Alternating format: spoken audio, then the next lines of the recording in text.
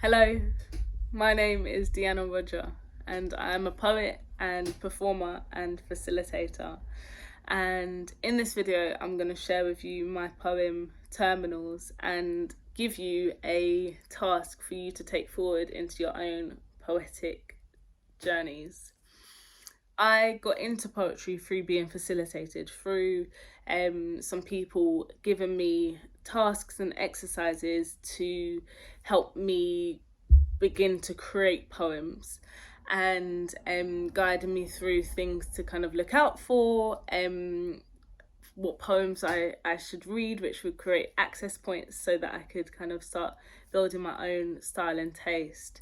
And so facilitation to me is very, very important because I believe without it, without there being facilitators, less people will have access to this art form or indeed any other art form.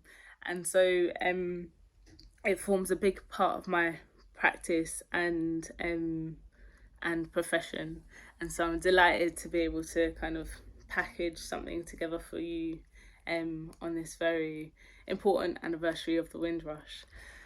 The poem that I chose to share as part of this celebration is called Terminals, and it's a poem that's to do with preparing yourself to let someone go.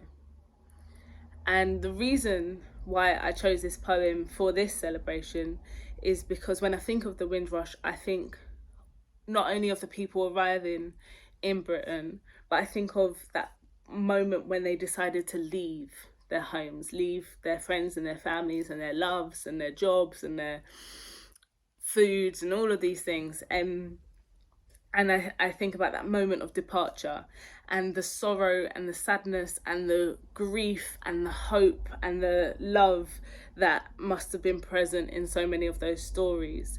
Not only for the person that's leaving and kind of making this journey, but also for the people that stayed. What it feels like to prepare yourself to let someone go, to what those conversations were. How do you summon up courage and love and joy when you feel so sad to be left? so so this poem, I think, captures that. It also kind of speaks on it kind of speaks about like end of life care, which makes me think of the NHS and the invitation that was given to people to come to Britain and help to rebuild it, and that kind of narrative. And it also makes me think of letters of recommendation and how to set people up for a good future by talking well about their character. And so this poem that I've written, I think, touches on all of those points. I'm going to share it with you now. and then I'll talk a bit about my process of writing this poem and how that process might serve you for creating your own poems. All right. This is called Terminals. Tonight we will visit a dead man. We will pretend he is alive. We will smile. We will try not to show pity. We will talk of our pasts. When asked about our present, we will leave out the best parts. Our futures will not be spoken of. They do not exist here. We will be alert to any hint that we should leave. We will pretend we don't want to. We won't want to. We will wish to stay, to see the peace cover his face finally. This is not our right. We will leave. I will avoid the eyes of his wife. She is too alive. She knows this, and I don't think she will want to be reminded of her life. She will be tired. She will be exhausted by smiling. Her barriers will remain high. She will feel damned while we are sat by her He is not dead yet. I do not know what to call him. He is at the terminal. I hope it will be delayed, but delays are stressful. I hope it is a smooth sprint along the runway. I hope his legs stretch to the distance of his kindness. I will forever remember his height and size, his gentle nature and strong hands, how he allowed us to float in our dreams as children, and how he built what cleansed and hid my tears. I hope he remembers this also. He probably doesn't. I may hum the Puff Daddy song he'd sing on repeat. I miss him more than my dad. I miss my dad because of men like him. I'm missing a man I haven't seen for years. This is not unusual. Men in my life are usually terminal, about to leave, whether they want to or not. Whether they should or not is not the point. I am used to waving. Tonight I will wave with both arms. So, how did I write this poem? No poem is made the same.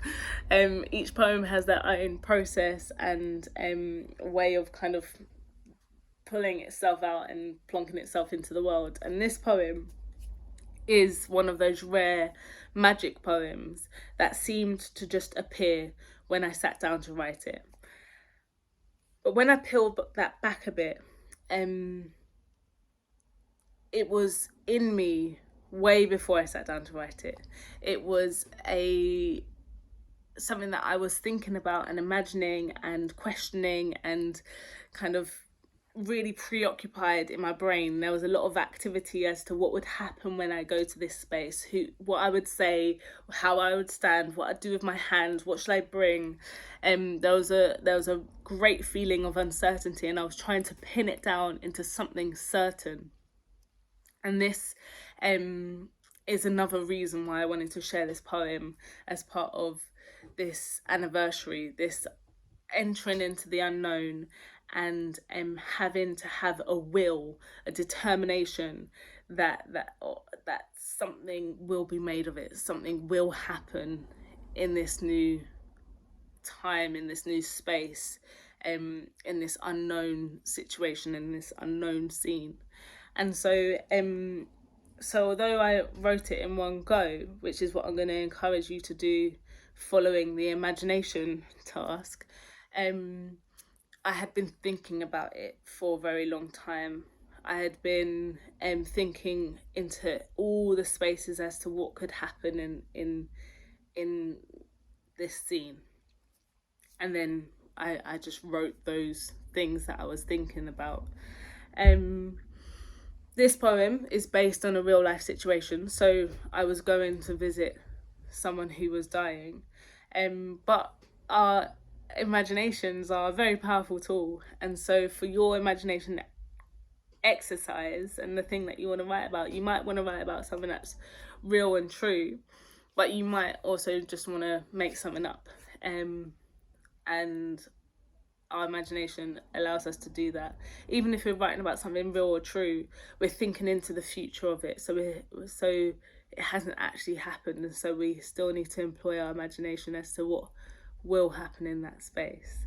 And I want you to be using that word will.